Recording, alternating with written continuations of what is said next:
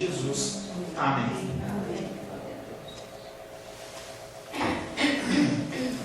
Paz seja convosco. Amém? Glórias a Deus. Estamos iniciando no dia de hoje dois temas. Eu vou iniciar, eu falei para o João que ia iniciar pelo estudo do Sermão do Monte, mas eu vou começar pela fé. Nós vamos estudar sobre fé.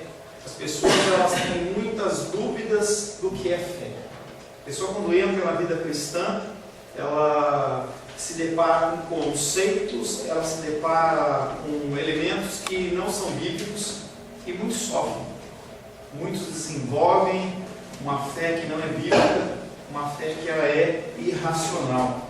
Quando nós falamos sobre cristianismo, provavelmente nós falamos muito mais sobre fé cristã do que religião cristã. Quando a gente fala religião, parece uma coisa que te amarra. Então a gente acaba falando muito mais sobre fé do que sobre religião. Isso é apropriado pelo fato de que o conceito de fé é fundamental para o cristão. Você, como cristão, tem que ter fé.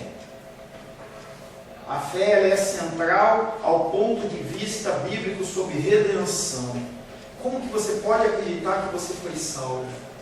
O que é que gera no teu coração essa certeza de que você está salvo ou você é salvo? Entretanto, a fé é um conceito composto de muitos outros conceitos, e os cristãos se esforçam para entender com exatidão o que é a fé, não só a maioria, mas uma parcela.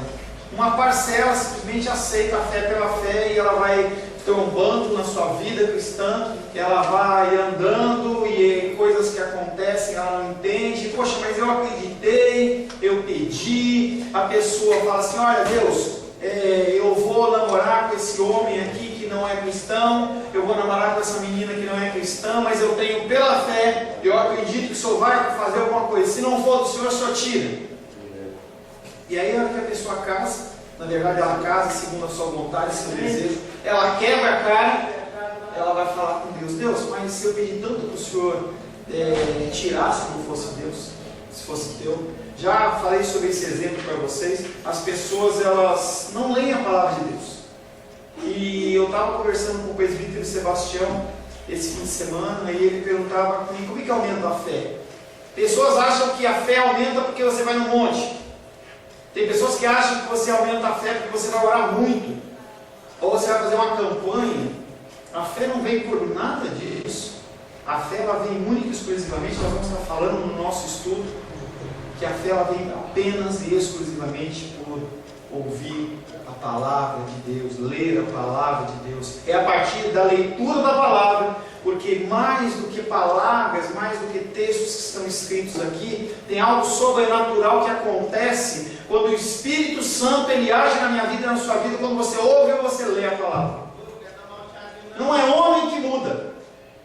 Homem não pode gerar fé. Eu posso vir aqui contar testemunho, e testemunho é uma outra palavra que tem uma conotação errada. As pessoas elas acham que testemunho, nós falamos em cultos anteriores, testemunho, falei com a Lourdes essa semana, testemunho, as pessoas acham que eu vou ficar contando apenas o que Deus me deu a casa, me deu um emprego, ou me curou do câncer, ou me curou, e testemunho não é isso biblicamente. Testemunho é você falar da salvação em Cristo, você falar das boas novas do Evangelho. Você pode falar ideias sim, falar do que Deus tem te abençoado, mas não é o cerne do testemunho. E o cerne de fé também não é uma fé cega, que as pessoas elas confundem. Elas trazem conceitos ocidentais, elas trazem entendimentos que não são bíblicos, elas não leem a palavra de Deus, e o que as pessoas simplesmente comentam, elas acreditam. É mais fácil, é muito mais fácil você sentar e ouvir alguém falar do que simplesmente você parar para estudar. E a palavra de Deus ela diz que nós temos que meditar na palavra de Deus, dia e noite. Eu conversava antes de começar o outro estudo nosso, o estudo do Sermão do Monte, e eu pretendo que nós estudemos tudo isso aqui, são 600 páginas, estudos do Sermão do Monte, Mateus capítulo 5, 6 e 7. É mais fácil para a gente sentar e ouvir do que sentar e estudar, e você falar, mas Deus ele fala. E nessa concepção, As pessoas, elas muitas vezes têm sido enganadas, porque elas não conhecem a palavra de Deus, e os cristãos ouvem qualquer coisa como sendo de Deus e se machucam. A fé é um conceito composto de muitos outros conceitos, e os cristãos se esforçam para entender o que é a fé. Nesse estudo nós vamos explorar algumas coisas. Nós estamos fazendo uma introdução de tudo isso, todo esse estudo que nós vamos iniciar. A natureza da fé conforme definida na Bíblia. Importante. Você não está aqui para ouvir o conceito da fé da psicologia. Você não está aqui para ouvir o conceito da fé do dicionário Aurélio. Você não está aqui para ouvir o conceito de fé do que o homem acha, pensa, ou está com vontade. Você está aqui para ouvir o conceito da fé que está na palavra de Deus. Então, um dos aspectos, a natureza da fé conforme definida na Bíblia. Segundo, a relação da fé com a nossa salvação. Qual é a ligação da fé com a salvação? Eu preciso ter fé para ser salvo? Eu, por ser salvo, tenho fé? Elementos necessários para que chamamos de fé salvadora. Opa! Quer dizer que tem mais de uma fé? Tem mais de uma fé. A fé da salvação chama-se fé salvífica. É a fé que te leva a crer num Deus que você não pode ver. É a fé que te leva a crer que Jesus Cristo, sendo Deus, Ele se despojou de toda a sua majestade, Ele desce, Ele entra, Ele é 100% Deus, 100% homem, passa fome e frio, Ele não saca a carteirinha dele de autoridade, Ele morre na cruz do Calvário, Ele é ressuscitado, e a partir do sacrifício dele, você tem salvação. É uma fé especial. Essa fé não nasce no seu coração, essa fé é colocada por Deus. Relação da fé com a razão. Nós estamos fazendo uma introdução sobre o estudo da fé. Fé e razão andam juntos? Fé e razão são coisas que andam em estradas diferentes? Você pode ter fé e ser racional? Ou você tem que ser um cara tapado, que não pensa, sem neurônios, uma verdadeira ameba espiritual, aqueles cavalos que andam com um negócio aqui assim, em que se eu falo algo, você tem que acreditar, se você vai para o inferno. Sabe que fé é isso? Muitas pessoas acreditam que sim. Muitas pessoas acreditam que a palavra que sai da minha boca, ela é verdade.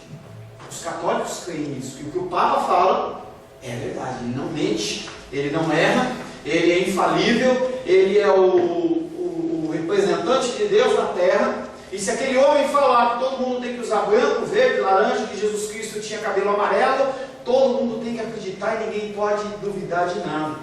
E você pode pensar que isso é uma crença de pessoas ignorantes, e não é. As pessoas, elas são envoltas nisso. Lutero, quando ele está encaminhando a reforma protestante, e ele vê aquele monte de besteira sendo falado, ele encontra um amigo dele numa manhã, e ele vê o amigo dele bêbado, e ele fala: você vai para o inferno. Não porque você está bebendo, mas você está vivendo uma vida dissoluta. E aquele homem saca o papel do bolso e fala para ele assim: não tem problema nenhum, eu fui na igreja, o homem me deu isso.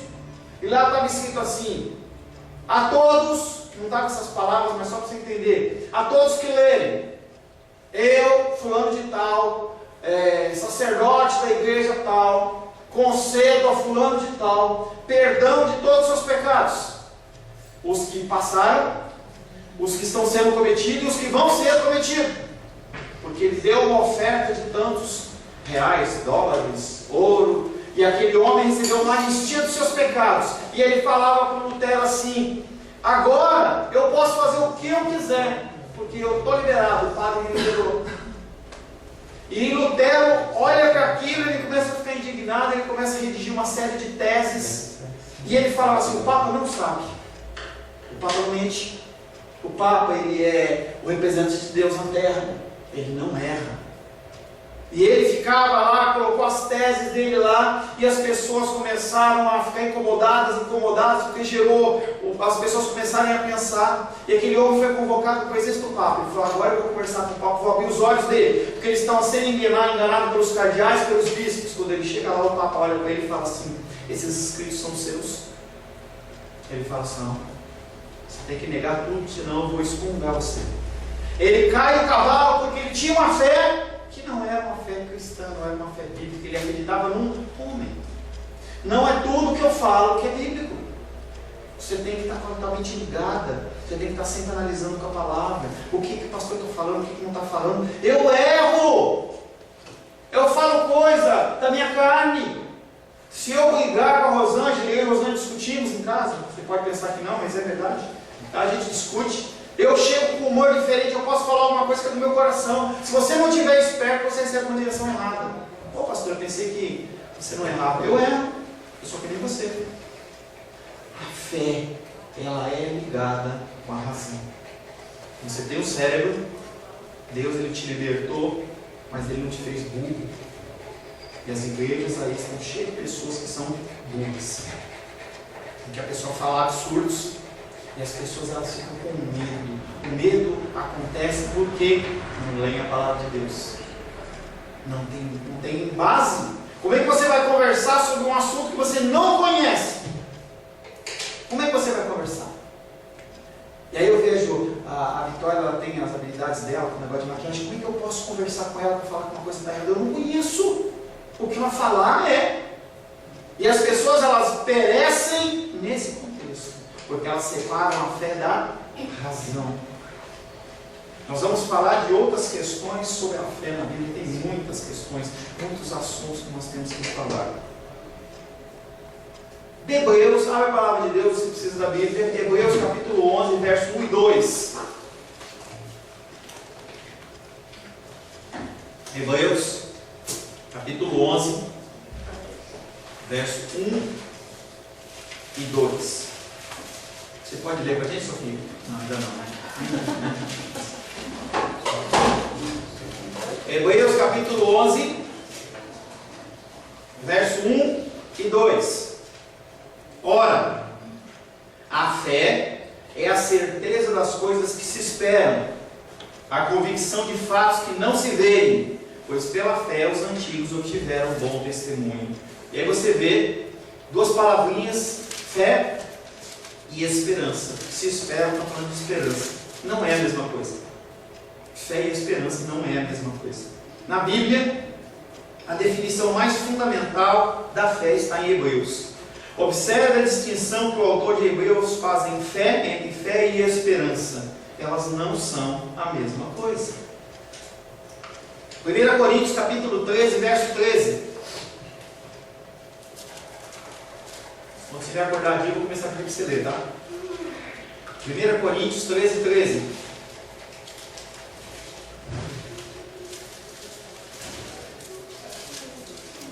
Mateus, Marcos, Lucas, João, Atos, Romanos, Coríntios. Não adianta você procurar Coríntios perto de Apocalipse, você não vai encontrar. 1 Coríntios capítulo 13, verso 13. Leia, Mateus, por gentileza. Agora, pois, permanecem a fé, a esperança e o amor, estes três. Porém, o maior destes é o amor. E aí você repara que o apóstolo Paulo agora ele é escancarado. Ele fala, agora permanecem a fé, a esperança e o amor. Ele está falando que são coisas diferentes. São coisas diferentes. Da mesma maneira, Paulo escreve nesse texto que essas três coisas, fé, esperança e amor, eles são diferentes.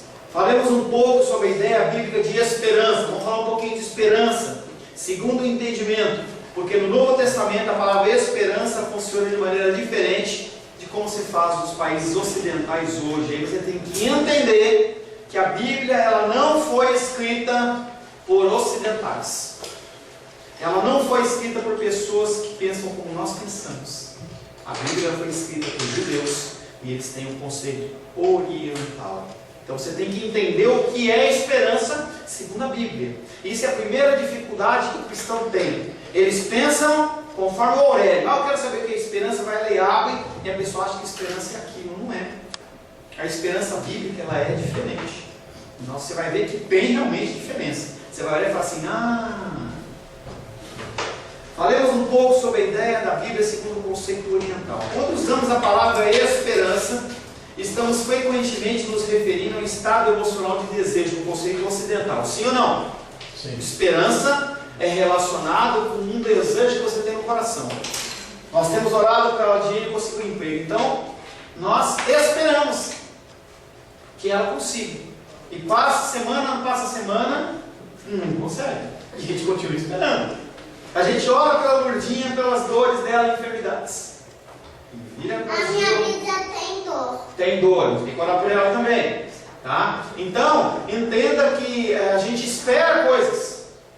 A irmã dos reis está passando novamente por um período de dificuldade com o problema do câncer. E nós esperamos que dê tudo certo. Nós oramos no começo por isso. E eu posso citar problemas meus, seus, de todo mundo, nós temos a esperança.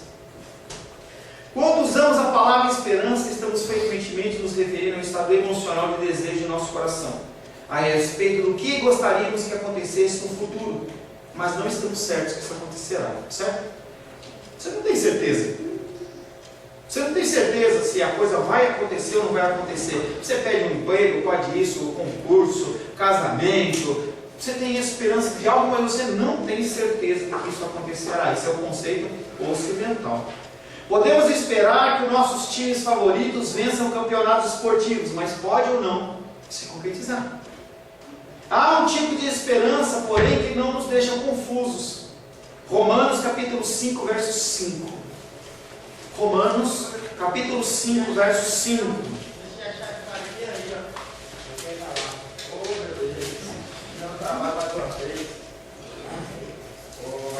Romanos 5, capítulo 5. Edilene, por favor.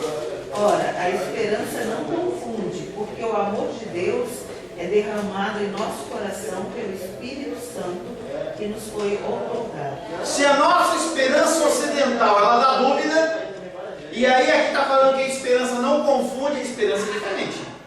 Tem uma esperança ocidental e tem uma esperança segundo os conceitos bíblicos, segundo a escrita oriental. Ora, a esperança não confunde, porque o amor de Deus é derramado em nosso coração pelo Espírito Santo que nos foi outorgado. O que tem a ver o amor de Deus com essa esperança? Tem tudo a ver. Tem tudo a ver. Estamos constantemente temerosos de que as nossas esperanças quanto às situações da vida, pois muitas vezes acontecem diferente do que a gente imagina. A gente tem esperança em coisas, mas a gente fica com medo, porque a gente vê que as coisas não acontecem. Você tem esperança de que as coisas aconteçam e você vai, acredita, chega na hora, não acontece. Não acontece. Eu lembro que uns 20 anos atrás, eu lembro que eu fiz um concurso auditor fiscal do Tesouro Nacional. Gente, eu tinha certeza que eu tinha passado. Eu sei que eu estava iniciando a vida cristã, eu tinha essa fé cega. E eu falei assim, eu vou passar. Eu trabalhava na Philips, supervisor de produção.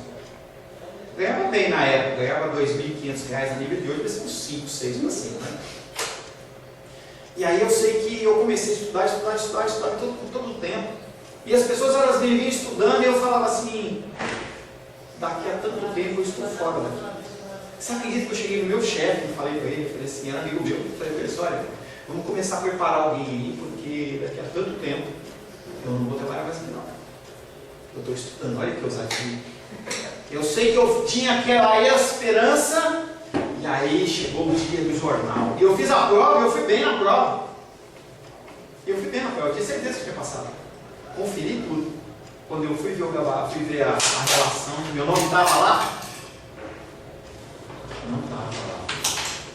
Aí é uma coisa minha, pessoal. Eu creio que se eu tivesse passado em um curso, por exemplo, eu não estaria aqui na frente de vocês. E aí Deus, Ele intervém nos nossos planos para que os deles se cumpram. Posso também não ter passado. Deixa eu ficar com o meu orgulho. Então eu acho que é assim. Então, de um jeito ou de outro, uma esperança minha ela foi frustrada. Quantas esperanças suas elas são frustradas no dia a dia? Provérbios 19, 21.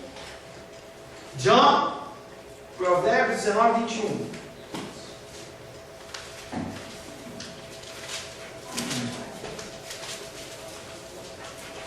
Provérbios capítulo 19, verso 21.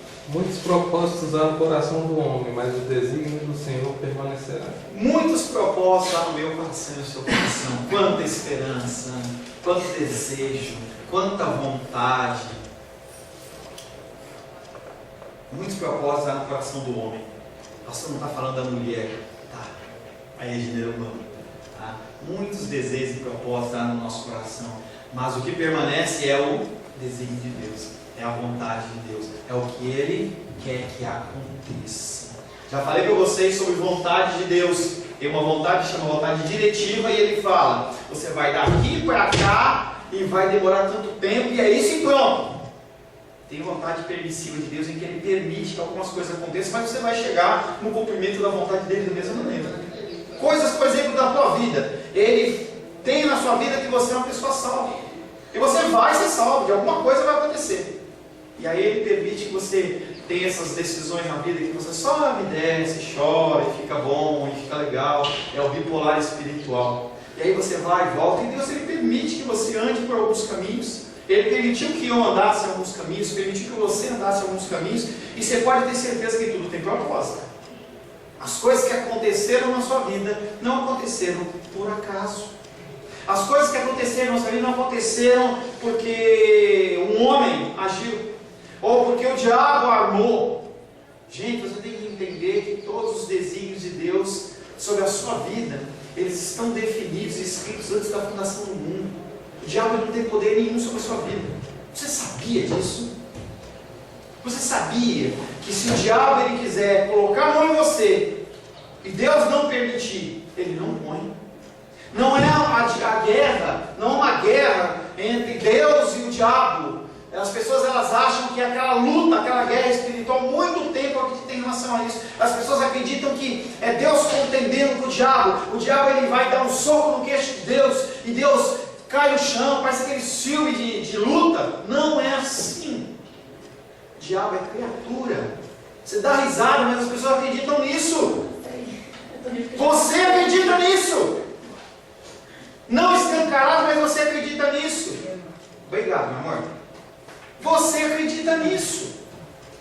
As coisas quando acontecem, você fica com o teu coração todo moído, achando que o diabo pode fazer alguma coisa, que o mundo pode fazer alguma coisa. Se Deus não permitir, não acontece. Essa é a soberania. Eu tenho falado muito com as pessoas sobre soberania de Deus. Quando você entende soberania de Deus, você entende que as coisas não acontecem por acaso. Você começa a acalmar o seu coração. Você está doente? Procure médico. Você está doente? Se cuida, repouso. Mas você não morre de véspera, você não é peru. Você vai morrer no tempo certo, quando tiver que morrer, quando for o tempo, quando tiver cumprido os propósitos. Enquanto Deus não cumprir tudo que tem que cumprir na sua vida e através da sua vida, você não morre. E além de tudo, se você quiser acrescentar um côvado, um dia, um minuto na sua vida, você não consegue. Pode tomar suco natural, pode tomar muita água, exercitar. O cara vai morrer no dia que o Senhor falar que é aquele dia. Mas e por que eu tenho que fazer isso então? Se tudo está controlado, porque é sua obrigação, é sua responsabilidade. Você tem que fazer a sua parte. Independente do que vai acontecer, eu tenho que me cuidar, eu tenho que fazer exercício físico, eu tenho que ter uma alimentação saudável, eu tenho que ingerir bastante água. Eu tenho que ter uma vida com exercício físico, tenho que fazer uma série de coisas, tenho que ir no médico. Homens acima de 40 anos têm que ir no médico para fazer lá o exame do toque, o maldito exame do toque. Ah, não sou macho, Deus, não é assim que funciona. Você tem a sua responsabilidade. Muitos propósitos há no coração do homem, mas o desígnio do Senhor permanecerá. No entanto, quanto a Bíblia fala de esperança, e agora vamos falar sobre o conceito bíblico de esperança. Ela não se refere a um desejo por um resultado futuro que é incerto. Olha, começa a ficar diferente. O desejo ou a esperança na Bíblia, ela não é um desejo que pode acontecer e não pode se acontecer. Segura aí. E sim um desejo, um resultado num futuro que é totalmente certo. Segura aí. Baseados na nossa confiança nas promessas de Deus. Quando você fala em Bíblia, a esperança nossa não é apoiada em sentimento da sua carne, da minha vontade, mas é em cima da palavra que Deus falou. É diferente essa esperança. Se Deus falou, Ele vai cumprir. Nós lemos em Provérbios que o desígnio do Senhor permanecerá. As pessoas olham para você e falam assim: você não tem mais que 3 dias de vida. Deus fala: não tem, vai viver mais 10 anos. O médico vai ficar incomodado, invocado, não tem explicação, e você continua vivo. É assim que funcionam as coisas de Deus. Esperança humana, desejo, sentimento, vontade, o que você espera, acontece ou não acontece. Vontade de Deus, acontece sempre. Fale aqui. Você pode falar, tá? Você precisa ficar só ouvindo. Eu vou enfiar essa palavra aqui. Enfia. Não vou interromper. O senhor, se Jesus disse: se creres, farão as obras que eu faço e farão obras maiores. Sabe? Pronto, era só isso que eu queria dizer para nós Se pensar. creres, farás obras maiores e melhores. Se creres, entrará no reino dos céus. Essa palavra crer, ela está permeada por toda a Bíblia. É a fé. Você vai encontrar, se você começar a olhar a Bíblia com essa ótica de procurar crença e esperança, você vai começar a ficar chocado como tem texto que fala sobre isso. Porque o cerne, o mais importante, é essa crença. Mas não é uma coisa irracional. Nós vamos continuar falando. Tá? Quando a Bíblia fala de esperança, ela não se refere a um desejo por um resultado futuro que é incerto, e sim um desejo por um resultado futuro que é totalmente certo, baseados em nossa confiança nas promessas do pastor, do apóstolo, do bispo, do evangelista, do homem de Deus, do profeta, da profetisa, de Deus. De Deus. Podemos ter a plena certeza quanto ao resultado. Quando Deus dá ao seu povo uma promessa sobre o futuro, e a igreja toma ela para si, essa experiência é chamada de âncora da alma. O que é uma âncora? O que é uma âncora? A âncora de fazer apoio para a embarcação, ela se fixa no local. E o barco anda com a âncora deitada lá embaixo? Hebreus capítulo 6, verso 17 ao 20. Hebreus 6, 17 ao 20. Jenny. 6, 17. Hebreus capítulo 6, versos 17, 18, 19 e 20. Só um minutinho porque só não encontrar. Hebreus agora está mais pertinho, lá de Apocalipse. Pode. Neste sentido, querendo Deus... A versão da Diana é diferente, tá? Não se assuste, continue lendo. Neste sentido, querendo Deus mostrar com mais evidência aos herdeiros da promessa o caráter irrevogável da sua decisão, interveio com um juramento,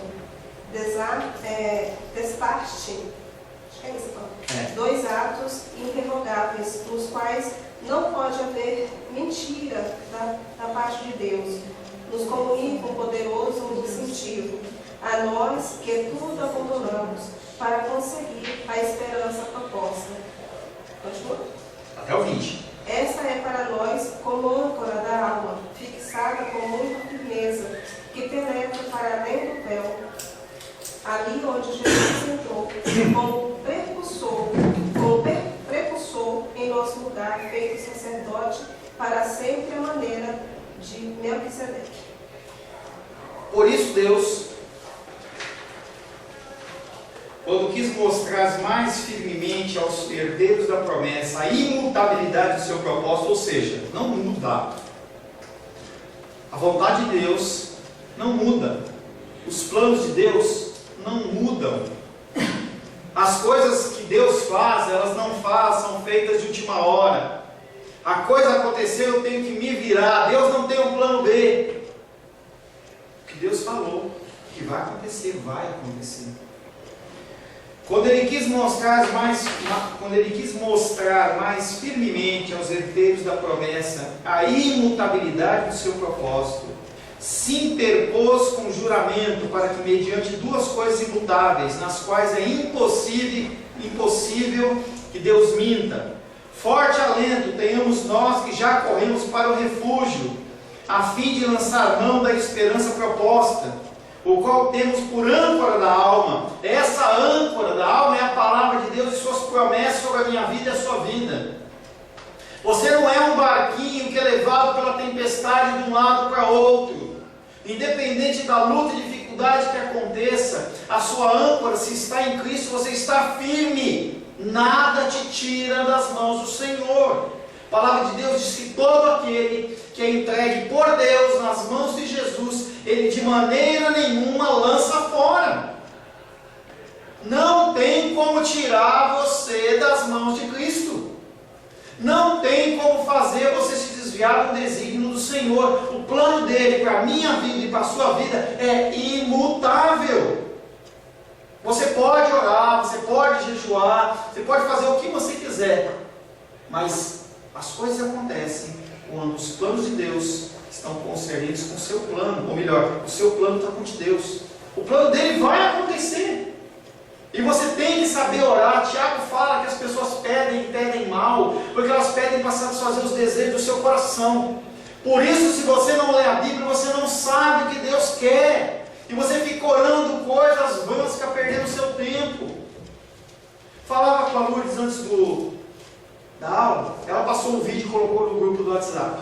E eu fiquei assistindo aquele vídeo, achei tão lindo, né? De Abraão, ele foi. Quando chegou no fim, aquele homem, ele distorceu e falou sobre vitória, e apareceu não sei o que da igreja. E eu fiquei olhando e falei assim, esse texto não está falando sobre isso. Está falando sobre esperança, sobre confiança, sobre o desígnio de Deus sendo cumprido. E as pessoas, elas são levadas de um lado a outro pelos ventos de doutrina, porque a âncora dela não está firmada em Cristo, está firmada em qualquer outra coisa, menos em Cristo. Para que, mediante duas coisas imutáveis, nas quais é impossível que Deus minta, forte alento tenhamos nós, que já corremos para o refúgio, a fim de lançar mão da esperança proposta, a qual temos por âncora da alma, segura e firme, e que penetra além do véu, onde Jesus, como precursor, entrou por nós, tendo se tornado sumo sacerdote para sempre, segundo a ordem de Melquisedeque. Uma âncora é aquilo que dá ao navio a proteção contra o flutuar sem rumo no mar. As promessas de Deus quanto ao amanhã são a âncora para os cristãos hoje. O que está prometido aqui, que você tem que saber, ler e interpretar, quando você entende, você sabe que as coisas que estão prometidas pelo Senhor, elas vão se cumprir. E quando você tem essa certeza, não é uma esperança no que eu falo, mas é no que Deus fala. E quando essa certeza vem, você sabe que a coisa ela vai se cumprir. E você passa por lutas e dificuldades de maneira tranquila. Porque você sabe que tudo que tem que acontecer, vai acontecer. E você não tem como escapar dela. A gente pode falar das lutas e dificuldades de vocês. Converso às vezes com o irmão Sinomar e ele fala, Pastor Paulo, eu sei que muitas coisas que acontecem na minha vida são decorrentes das coisas que eu fiz. E eu simplesmente vou vivendo conforme o Senhor vai desejando. Esse entendimento vai deixar a sua vida mais fácil. Vai eliminar angústias e dificuldades. Você entra em situações que são complexas, são doloridas, são complicadas, mas você sabe que Deus está com você. E se você morrer, morreu. Você recebe o prêmio maior que encontrar o seu Salvador. E se não morrer, Deus te dá graça. O apóstolo Paulo, ele fala muito nas cartas dele, eu não sei o que eu faço. Eu não sei se eu vou para cá, eu não sei se eu vou para lá, eu não sei se eu morro, eu não sei se eu fico vivo. Porque é muito melhor ficar contigo, Deus. Mas eu sei que eu estou fazendo aquilo que é bênção também. As pessoas estão te ouvindo, estão aprendendo do Senhor. Eu não sei o que eu faço.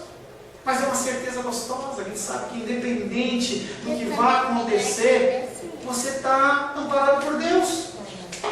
A crise está aí. Não ache que a crise não vai bater na sua porta. Vai bater. Mas a palavra de Deus fala assim, o justo não mendiga o pão, não falta comida. Opa! O Senhor, ele promete que vai ter o vestuário na sua vida, que vai ter a comida, que vai ter as coisas básicas para você viver. Ele promete isso para você. Algum momento pode ter uma pequena falta por um teste, por uma provação, mas nós somos alicerçados numa fé que é diferente da fé do mundo.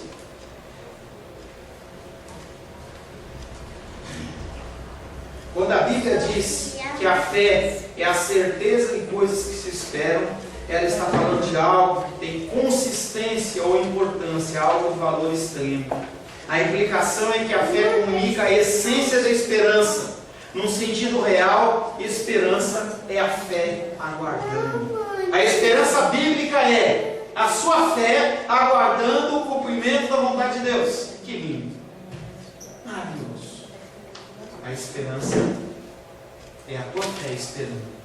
As pessoas olham para você e você não vai fazer nada. Jesus Cristo deitado no barco, tempestade jogando água para um lado para outro. Jesus, você não vai fazer nada. Não importa que nós morramos. Jesus Cristo está tranquilo. Ele sabe que nada vai acontecer fora da vontade do Pai. E as pessoas elas vão começar a olhar para você como se você fosse um ET. Você está tranquilo com essa luta e essa dificuldade? Eu sei quem tenho crido. Ele é fiel a guardar o meu depósito até aquele dia. Eu não sei que dia que é, mas tem o dia. Um dia isso acaba. Eu vou continuar caminhando. Gosto de dar o exemplo às pessoas que aconselham comigo, sabe? Do desenho lá do Nemo, da Dolly. Continue a nadar. Nós temos que continuar caminhando. Não adianta você baixar a cabecinha. Quanto mais você ficar com a cabecinha baixa, menos você vê de onde te vem o socorro. O teu socorro vem do Senhor, que está acima dos céus e acima dos montes, acima da terra. Você tem que olhar para cima.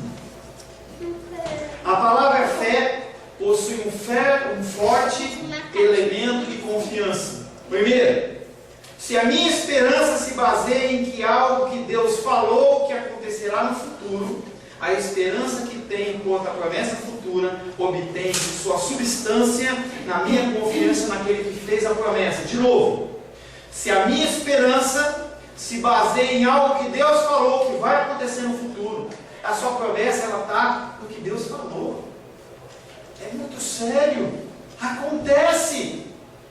Por isso você tem que tomar um cuidado extremo quando homens e mulheres olham para você e falam assim diz o Senhor. As pessoas elas falam isso com uma frequência enorme. Elas falam isso sem temor nenhum. As pessoas falam e te dão certezas que não vêm de Deus. Pessoas estão jogadinhas pelo mundo da fé por aí exatamente porque ouviram palavras vindas de pseudo-homens de Deus, mulheres de Deus, pessoas que são vazias, pessoas que não têm temor de Deus, pessoas que não conhecem a palavra de Deus, pessoas que querem utilizar da fé como um elemento para trazer a sua credibilidade e a sua confiança. Pessoas que são carentes, pessoas que precisam de autoafirmação, e se você não vai para ela pedir uma oração, elas ficam carentes, ficam preocupadas, ficam achando ui, ui, ui, ai, ai, ai, e aí você vai a ela e ela tem que te dar uma palavra que você recebe aquilo, não vem de Deus. Assim diz o Senhor. Será que disse mesmo? Será que Deus falou? E a pessoa, no afã de querer receber a promessa de Deus, ela nem para pensar: será que isso é de Deus mesmo? Será que é bom? Será que não é? Deus, vem de ti mesmo. Não, de maneira nenhuma. Eu vou parar para questionar o homem e a mulher de Deus. Eu vou estar pecando se eu fizer isso. Tá nada. Você não tem que julgar o profeta, tem que julgar a profecia. Você tem que ouvir. O que essa primeira coisa você tem que ver? O que essa pessoa falou de mim? Está na Bíblia? É conceito bíblico? Coisas do tipo: Deus vai arrancar a esposa daquele homem para me dar. Isso não é bíblico? Vai tirar aquele homem para casar comigo? Não é bíblico? Mas que eu sou homem, né? Não vai dar certo. Vai tirar o emprego do Mateus para dar para mim, porque ele tira do ímpio para dar para o pobre. Não existe isso. E as pessoas elas se firmam em palavras que não são bíblicas como provinda de Deus. Se não é Deus que falou, não vai se cumprir, querido.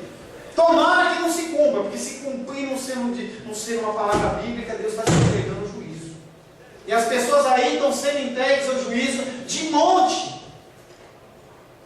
falava com uma pessoa nessas férias, e ela falava para mim assim, tem uma pessoa famosa, não vou falar o que está gravando, e ela tem uma igreja que é só para homossexual. Tem 1 ano, 2 anos que começou isso.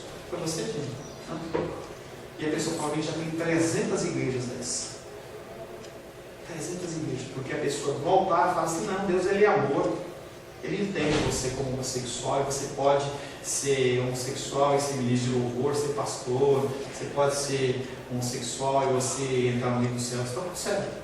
Entenda que o homossexualismo é como uma mentira, como só fofoca, não estou fazendo distinção de pecado. Mas aí fala de uma mentira e a pessoa simplesmente recebe como de Deus, e não é de Deus. E Deus permite, deixa aí, que aí vai. E aí vai.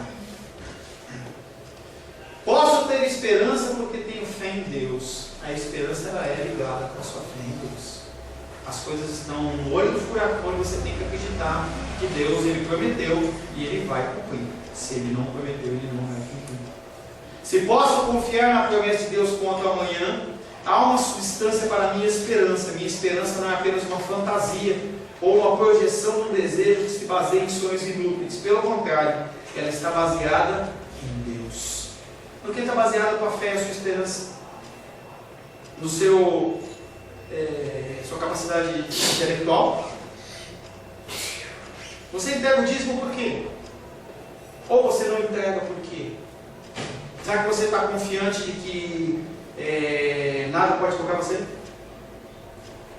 Não estou aqui para falar de dízimo, mas entenda o conceito do dízimo. Dízimo é você entender que Deus ele é soberano sobre a sua vida, sobre todas as coisas. Quando você retém o dízimo, isso é uma coisa que eu aprendi, Rosângela, nós aprendemos já. Quando você retém o dízimo, você está falando para Deus assim: Deus, eu não acredito que o Senhor vai cuidar de mim, então eu tenho que fazer isso. É claro, gente. Eu vou fazer porque eu acho que o Senhor não é capaz. E aí as pessoas elas entram numa neura de querer entregar para conseguir mais, e não é também a motivação disso. A motivação é uma motivação de gratidão. E o foco é diferente. Você dá, entrega o seu dízimo porque você fala assim: Deus, eu sou grato porque não faltou e nem vai faltar, porque a tua palavra te garante isso. E você não precisa colocar Deus na parede, como tem igreja que fala, vou pressionar Deus, Deus é obrigado, nada disso. São conceitos da Bíblia que a pessoa ela tem que ler. Se ela retar, ela corta, eu vou falar um pouco no Sermão do Monte sobre isso. Quando você recorta pedaços da Bíblia para extrair uma ideia que você já tem pré-concebida, é perigoso. Porque você vai encontrar dentro da Bíblia textos tirados fora do seu contexto que vão dar o respaldo para aquilo que você acredita. E você acha que você está certo, porque você não leu tudo. Por que a gente estuda a Bíblia de forma expositiva? Versículo por versículo. Porque a gente tem que entender o que o texto está falando. Não é o que você quer entender, não é o que você acha, mas é o que ela está falando. Porque o que ele está falando é o que se cumpre, não o que você acha. E esse é o perigo. A definição de fé continua dizendo: a fé é a convicção dos fatos que não veem. E aí é perigoso. Se a pessoa saca só essa parte e fala assim: convicção dos fatos que não se veem. Você pode levantar agora e falar: pastor, você veio falar no comecinho que a minha fé tem que ser racional. Não, eu não vejo, eu tenho que ser um cara irracional. E aí tem expressões que diz: eu tenho que ver para crer. Mostrar a cobra, matar a cobra e mostrar o pau. Essa atitude é a atitude oposta da Bíblia. Essa crença irracional. 2 Pedro, capítulo 1, versos 16 e 17. O Novo Testamento nos chama a colocar a nossa confiança no Evangelho, não com base em algo irracional, e sim porque homens e mulheres viram e ouviram, foram testemunhas oculares, que relataram o que eles viram. Os apóstolos em Atos falam assim: nós falamos o que nós vimos e o que nós ouvimos. 2 Pedro, capítulo 1, versos 16 e 17. Vou ler por gentileza. Rosângela. Porque não nos demos a conhecer o poder e a vinda do nosso Senhor Jesus Cristo, segundo fábulas engenhosamente inventadas, mas nós mesmos somos testemunhas oculares da sua majestade. Pois ele recebeu da parte de Deus Pai honra e glória, quando pela glória excelsa lhe foi enviada a seguinte voz: Este é meu filho amado, em quem me comprazo. O apóstolo Pedro está falando com esse auditório dele, falando assim: gente, eu não tirei da minha cabeça. Eu não sou amigo do Green lá, que faz aqueles contos, do Esopo. Eu não tirei isso da minha cabecinha fértil. Eu estou falando uma coisa que eu vi. Não é fábula, não é coisa da minha cabeça, mas é coisas que eu vi. Porque não temos a conhecer o poder e a vida de Cristo segundo fábulas. Porque naquele tempo as pessoas elas achavam que Cristo tinha sido uma pessoa normal e quem estava inventando eram os apóstolos, para dar uma divindade a ele. Há uma linha teológica que entende que Cristo ele era um cara normal. E tudo que foi escrito, aqueles homens eles começaram a inventar para dar uma pseudo-divindade a Cristo. E o apóstolo Pedro está falando: não! O que eu estou falando é o que eu vi. O que eu estou falando é o que eu ouvi. O que eu contemplei com os meus olhos. Eu não estou falando da minha cabeça. 10h30 já. De modo semelhante, quando Lucas começa o seu evangelho, ele se dirige a Teófilo com os seguintes termos. Lucas capítulo 1, versos de 1 a 4 diz o seguinte: visto que muitos houve que empreenderam a narração coordenada dos fatos que entre nós se realizaram, conforme nos transmitiram que desde o princípio foram deles testemunhas oculares e ministros da palavra, igualmente a mim me pareceu bem, depois de acurada investigação de tudo, desde a sua origem, dar-te por escrito, excelentíssimo Teófilo, uma exposição em ordem, para que tenhas plena certeza das verdades em que foste instruído. E aí Lucas, que não era um apóstolo, ele faz investigação, porque ele não viu muito dos fatos que ele relatou, talvez ele tenha visto alguns, eu não sei o que dizer. E ele vai em cima do texto de Pedro dizendo: gente, eu para escrever o que eu estou escrevendo, eu falei com as pessoas que viram, por exemplo, Pedro. E eu falava com um, falava com o outro, viu o que eles tinham falado, via o que era, conversava, perguntava, fazia investigação, conversava com testemunhas, porque eu tinha que apresentar para você que o que você foi instruído é verdade, não é mentira. As pessoas como Lucas, eles fizeram investigação para ver o que estava acontecendo, o que é real, o que não é real, o que é fábula, o que é historinha. E ele foi confrontando, ele foi estudando, até que ele escreveu o Evangelho de Lucas, baseado em investigação. Ele já estava agindo por fé. Ele era um homem que ouvia o que Pedro falava, ouvia o que Tiago falou, ouvia o que Bartolomeu disse. Ele foi falando, foi encontrando as pessoas e foi falando assim: conta a sua história para mim. Espera um pouquinho, a sua história bateu com o outro, bateu com o outro, isso é verdade. Deixa eu escrever aqui, tudo inspirado pelo Espírito Santo de Deus. A fé desse homem começa a ser mostrada dentro do Evangelho de Lucas. Nós temos que parar por aqui e dar o nosso intervalo. Nós vamos continuar na semana que vem falando sobre fé. Tem muito assunto para a gente falar sobre fé ainda. Meu coração está dito para continuar falando, mas eu estou vendo o reloginho ali, eu vou parar, tá? Estou empolgado. E depois do intervalo nós vamos estar falando sobre estudos do sermão do monte. Amém, queridos? A paz seja convosco. Meu nome é Paulo César. Eu sou pastor da Igreja Cristã Semente de Vida, aqui em Brasília, Distrito Federal. Me alegro que a palavra tenha te alcançado. A palavra faz isso. Ela alcança as pessoas aonde quer que elas estejam. E você foi agraciado com esta palavra. Não que eu tenha nada especial a te dizer. A palavra ela é suficiente e ela usa quem ela quer. E eu me alegro por ter sido um canal para poder te abençoar. Mas eu quero te dizer que não basta você ser um ouvinte. Não basta ser uma pessoa que se alegra quando você ouve a palavra de Deus. A vida ela é feita de decisões. Se você está ouvindo essa palavra hoje, eu creio que o Espírito Santo tem um propósito especial com você. Muito mais do que prosperidade, muito mais do que uma cura física, uma cura emocional ou espiritual, Ele quer te alcançar para a vida eterna. Nós investimos nosso tempo, nós investimos as nossas forças em coisas terrenas, mas o Senhor ele tem muito mais a oferecer. Ele tem sim para você a cura, Ele tem sim para você a prosperidade, mas Ele tem muito mais que isso. Submeta-se a um Deus que Ele é capaz de mudar e transformar a sua vida por completo. Creio que o Espírito Santo Ele é capaz de tocar o teu coração. Quero pedir que você curve a sua cabeça. Senhor, em nome de Jesus, coloco na tua presença essa vida que ouve esta ministração, que ouve esta palavra. Pai, eu não tenho capacitação nenhuma, mas o teu Espírito Ele é capaz sim de tocar nesta vida, gerar nela mudança, transformação, arrependimento, e que ela possa simplesmente bater no peito, convencendo-se que é pecadora e que precisa de um Deus salvador. Não há um caminho a ti, meu Deus, que não seja através de Cristo. E eu lhe peço, Pai querido, que você alcance essa vida e ele possa sim tomar uma decisão pessoal pelo Senhor, em nome de Jesus. Amém. Amém, meu querido. Amém, minha querida. Fico contente que você esteja ouvindo essa ministração até o fim. E peço que você não se limite a ouvir os cultos pela internet. Você procure perto da sua casa uma igreja, um lugar que proclame a palavra do Senhor. Eu oro para que o Espírito Santo te direcione nessa busca, porque muita coisa tem sido oferecida que não é o Evangelho. Eu abençoo a sua vida em nome de Jesus. Amém.